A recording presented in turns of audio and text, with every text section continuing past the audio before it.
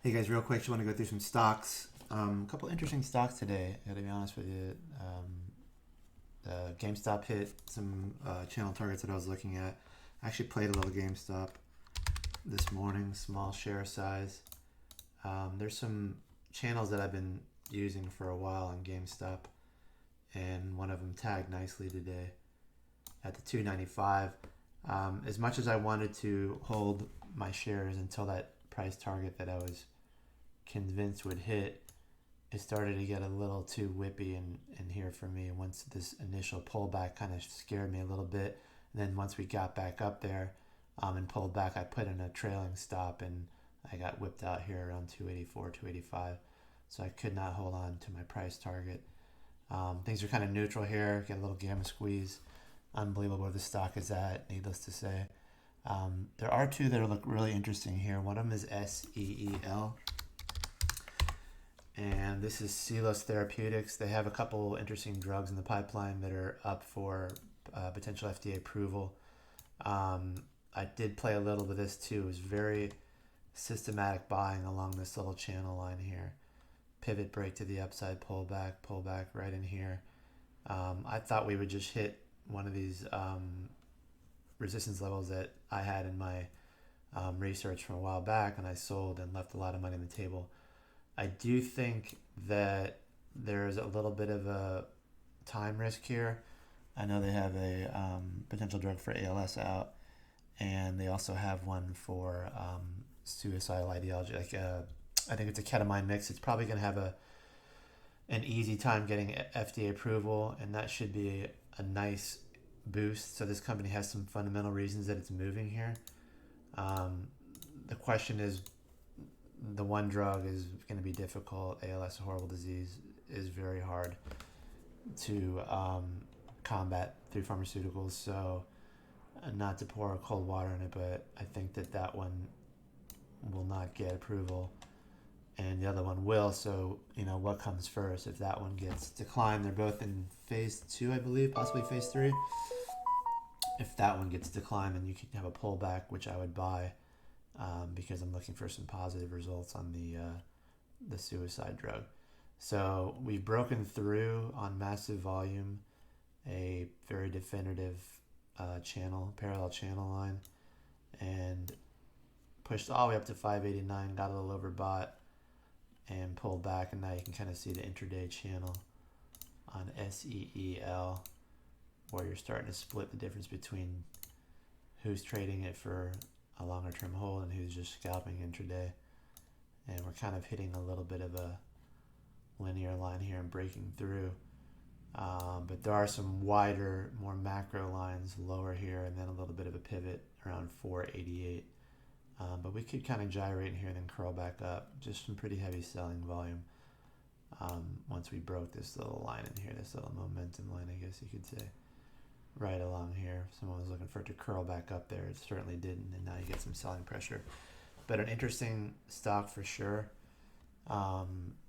given the potential of those two drugs, and one seems to be more definitive.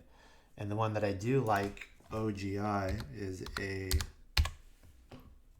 really interesting trade here. I had 4,000 shares this morning because, let me get rid of these Fibonacci's. And 434 is my target price intraday. Nice little breakout from this morning, wedge consolidation, back test, and then just grinding higher.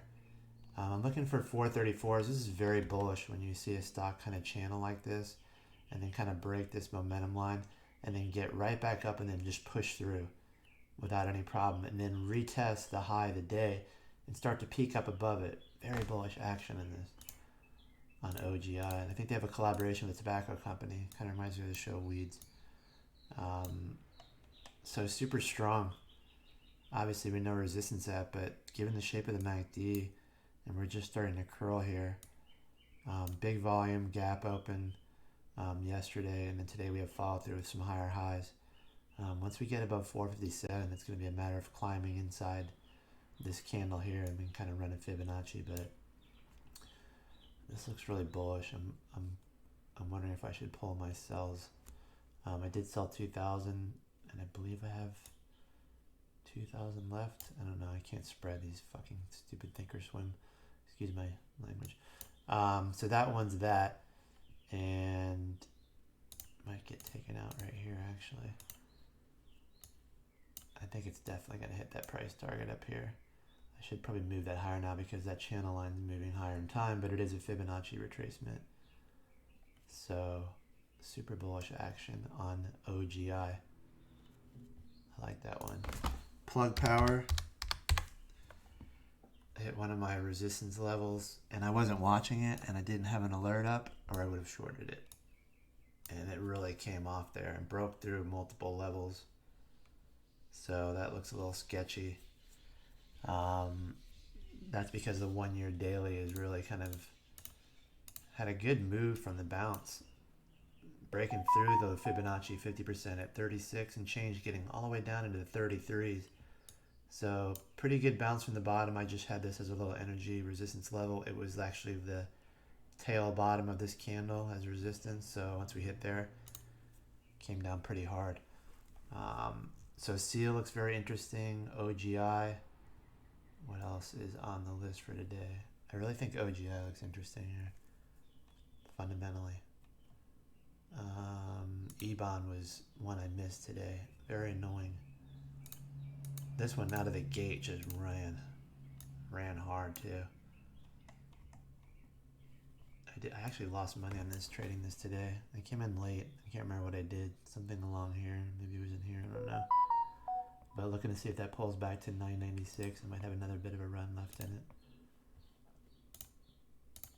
And that is that for today, guys. I think the Qs are kind of along for the ride here with the overall market. Looks like a lot of short covering, maybe. Probably going to run out of gas here in the Qs.